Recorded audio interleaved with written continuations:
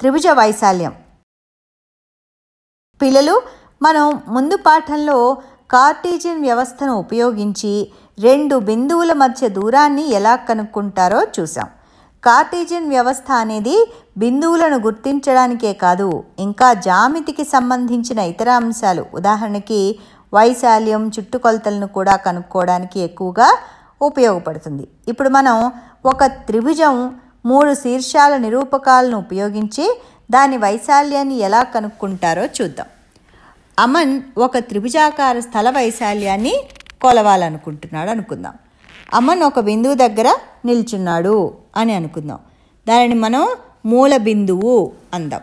బిందు స్థాపన పద్ధతి ప్రకారం అతనికి తెలిసింది ఏమిటంటే, ఏ అనే బిందువు తూర్పు నుంచి x1 కిలోమీటర్ల దూరంలోనూ ఉత్తరం నుంచి y1 కిలోమీటర్ల దూరంలోనూ ఉంది. అంటే అతడి స్థానం దృష్ట్యా దాని నిరూపకాలు ఏమిటి?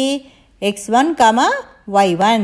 మిగిలిన 2 బిందువుల నిరూపకాలు x2, y2, x3, y3. ఇక ఇప్పుడు మనం ABC త్రిభుజ వైశాల్యం కనుక్కోవాలి. ముందుగా మనం 3 శీర్షాల నుంచి x అక్షం పైకి లంబాలను గీయాలి. అవి x అక్షాన్ని వరుసగా P, Q మరియు Rల దగ్గర ఖండిస్తాయి. కాబట్టి పటం నుంచి మనం కనుక్కోవలసిన ABC త్రిభుజ వైశాల్యము ABQP ట్రెపీజియం వైశాల్యము ప్లస్ APRC ట్రెపీజియం వైశాల్యం మైనస్ BQRC ట్రెపీజియం వైశాల్యం అని సులభంగా చెప్పచ్చు. ABC త్రిభుజ వైశాల్యం నీలం రంగు ప్రాంతం. ట్రెపీజియం వైశాల్యము 1/2 ఇంటూ సమాంతర భుజాల మొత్తము ఇంటూ వాటి మధ్య దూరం. కార్టీజియన్ తలంలో ఈ అన్ని మూలకాలు కనుక్కోవడం చాలా సులభం. ABQP ట్రెపీజియంలో BQ y2 అంటే B బిందువు యొక్క y నిరూపకం. అదేవిధంగా AP y1 మరియు సమాంతర భుజాల మధ్య దూరం PQ x1 minus x2. Therefore ABQP వైశాల్యము 1/2 into y1 plus y2 into x1 minus x2.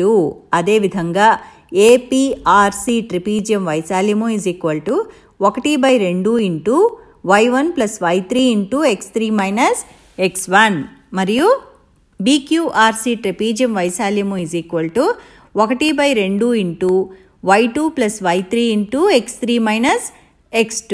కాబట్టి ABC త్రిభుజ వైశాల్యము ABQP ట్రెపీజియం వైశాల్యము ప్లస్ APRC ట్రెపీజియం వైశాల్యం మైనస్ BQRC ట్రెపీజియం వైశాల్యం.